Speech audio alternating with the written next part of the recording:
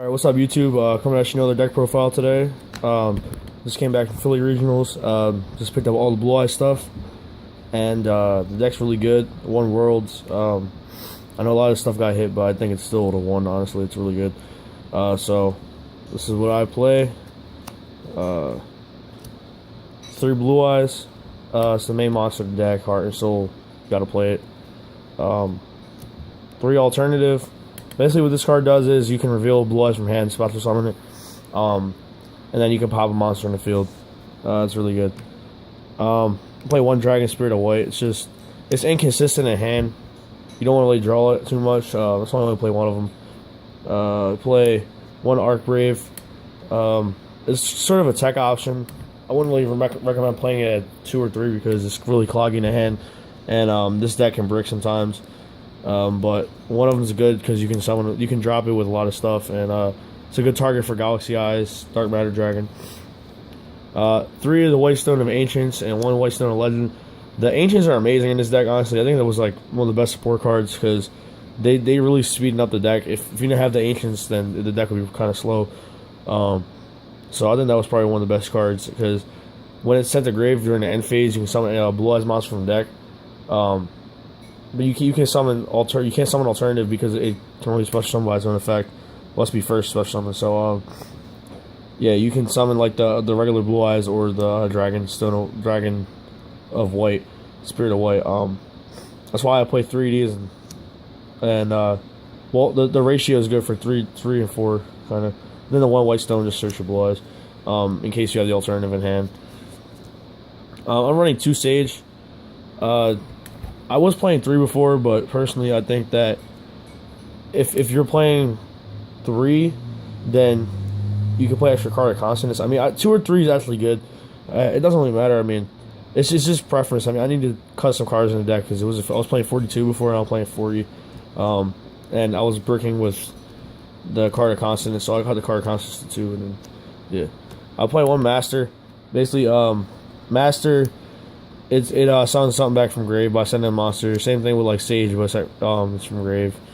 I play 2 Maxx because deck special summon and Maxx is really good, and 1 Veiler just for a search target with your Sage. That's all for the monsters. Now I play 3 Melody of Awakening Dragon. This card is amazing. This gets you a free alternative basically. You don't really want to draw it late game, but you can have your board established and pitch it with something. You just discard, and still get rid of it. But overall, I mean, it's a free alternative, so yeah, what? 3 trading because there's a bunch of level 8 monsters. 2 card of consonance, like I said before. The 3 card of consonance was just bricking, and the 2 Sage is better. I mean, with the 2 card of consonance because it adds a level 1 tuner and stuff. You can pitch the eggs. I played 3 Return to Dragon Lords and 1 Silver's Cry. It's really good to special summon stuff from grave. I saw some people playing 3 Silver's Cry. I think the Gospel of Arrival Return to Dragon Lords, they're going to call it. I think it's a lot better just because it's second effect. And yeah, and then this can only, it can't summon back alternative. But it is a good card in 1. I would recommend playing like this.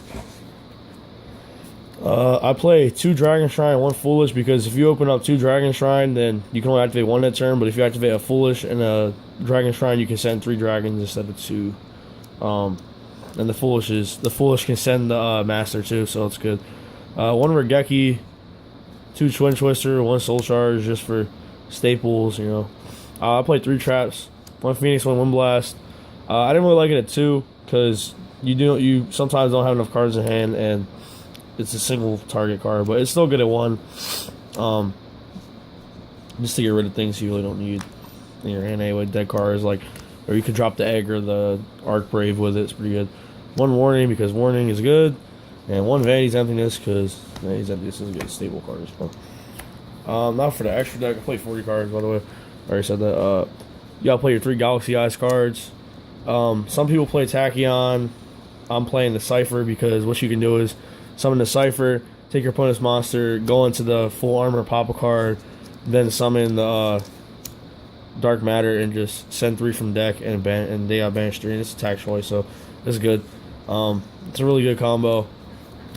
You gotta play these. I play one Harbinger just for the pendulum matchup, and just to stop spells in general is good. Most people aren't running this, but I like Thunder and Dragon. It gets rid of like big boards that you can't really get over with like one alternative or so. I think it's really good. You just summon it and pop, get rid of all the monsters for good. And then one heliopolis just to get rid of stuff. Same case as like Thunder and Dragon, get rid of cards, or just like ensure the win if they have like a spell trap. I play the 123 just to negate stuff. Practically, we don't go into it that much, but it's still good. You want to have variety in this deck too. So I mean, I also play alsei or alsei. I don't know how you pronounce this card. The sylvan card, sylvan level 8. Basically, what this does, if you don't know, you excavate the top card of your deck and declare the name. You predict the card. Basically, if it's the card, you get to your hand. If not, it goes to the grave. And whenever a card is sent to deck from deck to graveyard, you can put a card on the field back to the top or bottom of the deck. So it also works with Dragon Shrine and Foolish.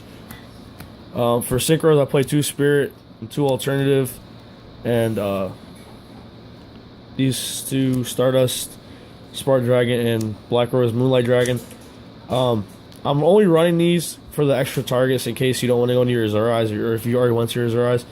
And this card is really good against pendulums, so I mean, that's good. And then this card gets over stuff. This is just protection purposes.